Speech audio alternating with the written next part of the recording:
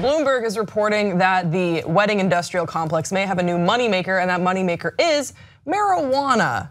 Yeah, so apparently this is becoming more and more of a trend at weddings. They'll have marijuana bars. Let's break that down for you. Most commonly, this is happening in Colorado. So in Colorado, where recreational marijuana has been legally sold since 2014, Bet Coop operates cannabis-friendly Erie wedding and events, and is one of the founders of the Cannabis Wedding Expo, an event where brides and grooms can meet marijuana vendors. Coop offers a litany of wedding services: day of coordination, overall planning, floral arrangements, cannabis, open bars. She also offers consulting services for venues looking to bring in cannabis inclusive events. So Amir, I know what you're thinking. How can I afford this? It's actually very affordable. So probably cheaper than alcohol. Right? Yeah, I'm actually going to get into that, but that's one thing that they say is a pro for this. So the full service that Coop offers is the OG Kush plan. That's $3,000, and with that you get everything day of coordination to vendor bookings, or you can just do the 420 for like $420 Let's see, it's funny because 420. So $420 elopement plan, in which they find you an officiant, they book a photographer, and they make a dinner reservation for the couple. So it's not just providing marijuana for the wedding. That's what really blew my mind. Is they're like, yeah, we're gonna bring you some marijuana, or well, we're gonna get into how they get around the legality of bringing marijuana to a wedding. We're gonna do that, but also we're gonna coordinate this. We're gonna get you a photographer, get you an officiant, and there's so many different plans. You also can have a marijuana knowledgeable wedding coordinator called a best bud. I think that's so cute. And that costs between $50 and $100 an hour, and that's just someone that would sort of be a bud tender instead of a bartender, just to help guests understand what they're looking for. I believe we have some photos to show you what a bud might look like, what a bud stand. So look, that looks like. That's pretty. It's really pretty. It looks like a cocktail thing. What would that you would pick? have. I think I'd go with Harlequin. You would just go with Harlequin because of the name, you weirdo. Isn't that what the whole point of branding marijuana strains with different names is? No, I mean, I guess you're reading like, I like this one because it's only 50% I'm looking at the energy. Sativa. I like the sage, creative energy, you would and like talkative. The sage. But I feel like people wouldn't want me to have anything that makes me more talkative. Overwhelming, energetic feel.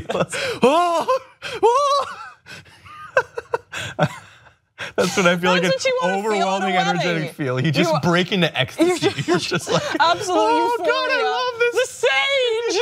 The sage. Okay, so some people are saying that this is even better than alcohol, having an open bar at a wedding, which is very common at a lot of weddings. Adrian Sedlin, who is the chief executive officer for Candescent, a California grower, says there's a lot more buzz for the buck in cannabis than in alcohol. He offers a bud bar for a $300 minimum for 2 hours, with an additional $100 per hour beyond that. So think about what you're paying for a bud bar versus an open bar, which is thousands of dollars. It can be upwards of thousands of dollars, and in that they will include pre-rolled joints, vaporizers, and glass pipes. It's very fancy. I like the idea of edibles too. Yeah, and they can have some cannabis cocktails in the mix if that's something that you're interested in. Now, as I touched on in my introduction, there are some logistical things and legal stuff they have to get around. There are a few legalistic twists, as Bloomberg says. Colorado state law forbids guests from tipping bud tenders, and the hosts of the wedding must technically supply the cannabis for the bar themselves and donate it to the server.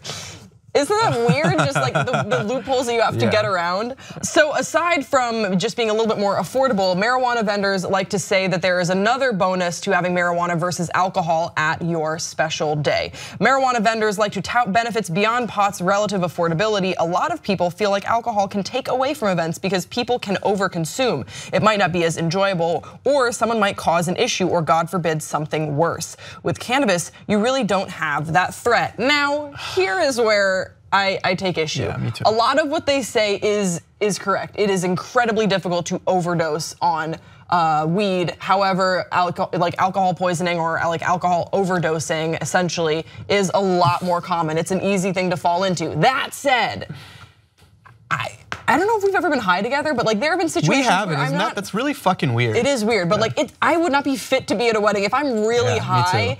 And this is of course different, especially because you edibles. don't have a bud tender helping you out, maybe picking the right strain. Who knows what sort of different edibles they have? They make sure that you have that good high that you enjoy.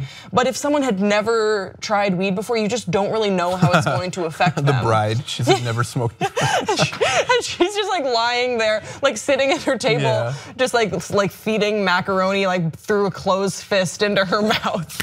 Like macaroni. Just thinking that everything's beautiful, but not able to engage with her guests. You know, I get kind of peeved when people who are trying to like sling marijuana, they go hard on the argument that it's so much better than alcohol. Like they're two totally fucking different things. Right. Marijuana is much safer than alcohol. We can all agree on that. That said, I can't imagine a wedding without a little bit of alcohol. It's like you have a different vibe, and I think like, oh, I'd be interested in seeing what a wedding with marijuana would be like, but I think it would be way chiller than like what we expect from a wedding, which is like getting fucked up and like dancing till the late night. To me, I look at this as like different strokes for different folks. Yeah. So I think some people love having like a boisterous, loud, lively, crazy wedding, alcohol-fueled wedding, and sometimes that can be really fun. But sometimes it can, as the night goes on, people get really sick. Yeah, and just get a little out of hand. Sometimes you just want to have a wedding where everyone takes a nap.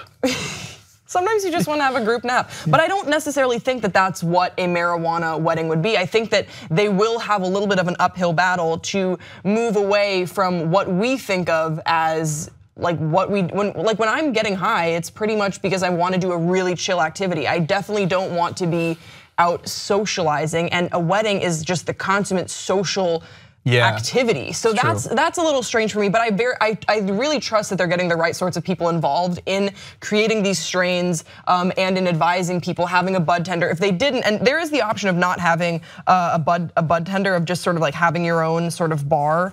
But I think if it were me and I had to have a marijuana themed wedding, I would want someone in the know to make sure that my mom doesn't do something weird that ruins her night. One important note, I read this recently. There was like some study about the interactions between marijuana and alcohol, and I'm sure as many people know, if you smoke after a night of drinking, you're gonna fucking die. You're gonna throw up and you're gonna get sick and the room will start spinning.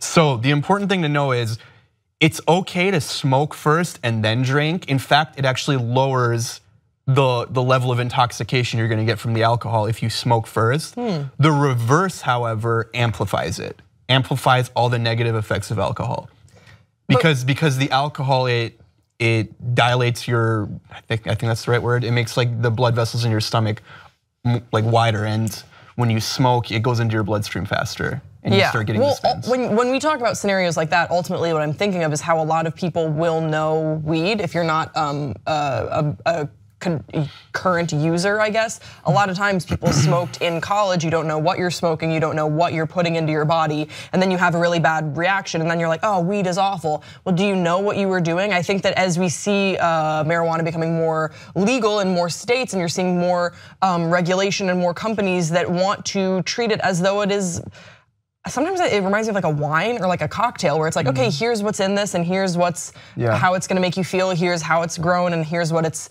like, here's what it's a hybrid of, and it's all about education. And when you talk about situations like that, like when the room spins and you drink and then you smoke and you're like, oh my gosh, this is awful.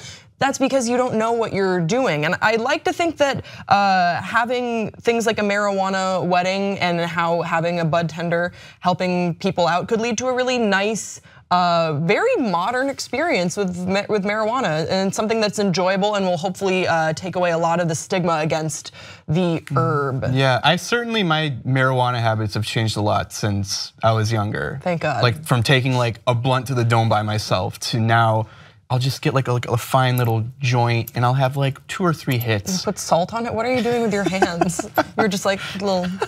Yeah, a little salt on it. Put a salt no, on but it? Like really, like I'll take 1 to 3 hits and like I'll feel so good.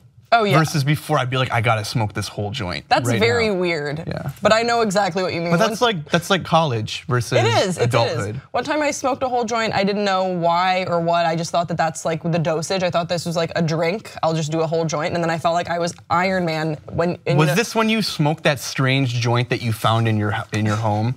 And you're like, I don't know what this is, I might as well smoke it. No, it wasn't, and that's something I would never do. That's right. Guys, in the comment section below, hey, what do you think about marijuana weddings? Is this something that you'd be interested in? Is this something that you think is a bad idea? What do you think about the conversation alcohol versus marijuana? Apples and oranges, or is it a debate worth having? We want to hear from you in the comment section below. Don't forget to subscribe to this channel, and we will see you next time on Pop Trigger.